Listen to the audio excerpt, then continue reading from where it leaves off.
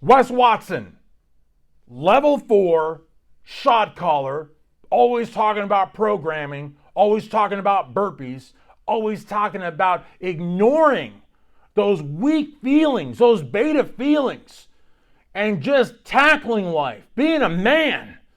You can't have arms like that. You can't have a chest like that. You need to be a man.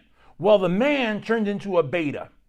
What's going on, everyone? You're watching Strength Addicts on all social media platforms, powered by Iron Mega Labs. Make your mark with IML. Visit ironmegalabs.com today. And while you're in the visiting mood, check out John Bravo Films, because John Bravo Films released the arrest video, also released the body cam footage, which in a couple of days surpassed over 500,000 views. But in the arrest video, which I invite you all to check out, Wes Watson makes 5-ish statements that I think are very telling about how much of a badass this individual really is.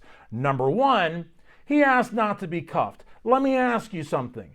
Why on earth would law enforcement officers put themselves in harm's way when they're coming to arrest somebody who they know is an ex-con, who they know did 10 years in a level 4 prison in California, who they're not coming to arrest for shoplifting or tax evasion, but they're coming to arrest because he's accused of a violent crime. Not a simple battery either, but rather assault and battery, felony assault and battery. Why would they not cuff him? But then he says, can they cuff him from the front? Again, why would they subject themselves, expose themselves to possibly being hurt? Why? Because he's big on YouTube? Are you crazy? Then he asked the law enforcement officers if they're going to let him go. Why would they let him go? The officers that responded to Elevation Fitness, they did their investigation. They handed that over to detectives. They did their investigation and handed that over to the state attorney's office. State attorney's office charged him with felony assault and battery. It went through all those steps. Why would they let him go? Why would they go and arrest him to let him go? Then he asked the officers if they can stop filming. Again, why would the officers stop filming? That makes no sense. And, then the other thing that I think is really ridiculous is that the whole time through he's talking and he's trying to win over these officers and he's trying to get them to agree with him that he was actually not in the wrong. 5 sort of ish requests, there's more actually, and none of that really matches the MO of a hardened jailbird, shot caller, gang leader, guy that's all about the business, all about the programming, isn't weak, isn't a little bitch. Honestly, Wes Watson, hey, my man, if the shoe fits, and we're talking about the shoes with the 3-inch lifts, if they fit, then, if it quacks like a duck and it looks like a duck, it's a duck. So, again, why is anybody paying money for this guy to teach him to be a better man is beyond me, because this guy is a jailbird. This guy is an ex-con that did not change his ways, because if he had changed his ways, it wouldn't have been a 4-on-1. Also, when he's in the back of the squad car, he readily admits that he's actively challenging people on social media. The guy that went to the gym went there because he challenged him there. Again, loose lips sink ships. Whether they Mirandized him or not, everything he's saying is being recorded. You know what I mean? So look, I pity his defense attorney. I hope his defense attorney got enough money up front on a retainer. At this point, honestly, it's going to be a question of whether he plea deals or he's stupid enough to take this to trial. If you're offering him 5 years, it's because of a plea deal. And after the 5 years, he's probably going to be on probation for many years. He's not going to be able to leave the state of Florida. And that's if he plays ball. If he does continuance after continuance after continuance and he drags it out, he forces the state to expend resources to convict him, he's not going to get the 5-year deal. He's going to get something a lot closer to 15. He may not get out the first or second try of probation, and they're going to really royally jam him up. Now, you might say here in America, everybody has a presumption of innocence. It's the government's job to prove guilt. It's not the accused's job to prove his innocence, and you would be correct. But do prosecutors punish criminal defendants that force them to take them to trial? Absolutely. Is that unconstitutional? Absolutely not. It's how it works every single day. So if Wes is a moron and he insists upon going to trial, He's going to get a lot more closer to 15 years than to 5. He may not get out on early release. He may not get early probation. He may be making license plates for the next decade. It's up to Wes. But Wes is going to go to prison. That is a fact.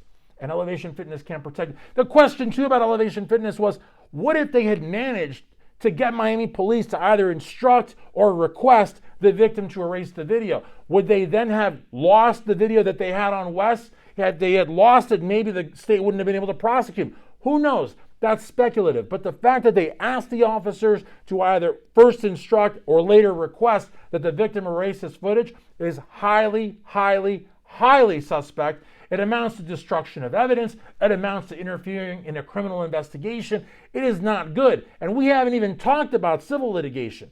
We haven't even talked about civil litigation. We don't know the extent of this guy's injuries.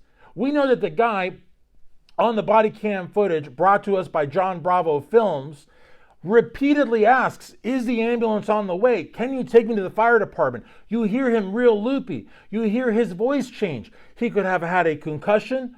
We believe that we have read that he had a facial fracture. He may have had a TBI, which is a traumatic brain injury. You even hear the cops tell Wes and his flunkies, if this guy gets a brain bleed and dies, it's on you, Wes. So the reality of the matter is the civil litigation is coming. Elevation Gym is on the hook. And also, if you go back to that body cam footage brought to you courtesy of John Bravo Films, in it, one Miami police officer speaks to another Miami police officer and says, was a manager involved in the beating? Could you imagine if a manager of Elevation Fitness was involved in the beatdown of the victim? Also, another question is, are more criminal charges coming? Because every single participant in that 4 or 5-on-1 is part of felony assault and battery. So it really depends if the prosecutors are going to lay out more charges, maybe weaker charges, who knows? But as you saw in the video, that idiot Nick, he told the officers, well, I didn't even make contact. And the officer said, well, actually, the video shows that you did. So if there's a guy like that moron that kicked somebody on the floor while they were down, or the guy behind him who hit the victim with a dumbbell, if Wes Watson got charged with felony assault and battery, why aren't they getting charged with it? So like I said, it really, really depends if more charges are on the way or not. Then there's civil litigation. And if those boneheads in the background don't get charged criminally, there's nothing to stop the victim from suing the daylights out of them. So in any event, guys, there's a lot going on here. I invite you to head on over to John Bravo Films, watch the arrest video. Also watch the body cam video if you have not seen it. Watch everything, because he also brought us the gym video from within the gym, not the bullshit video that Elevation tried to say happened, but the real uncut video.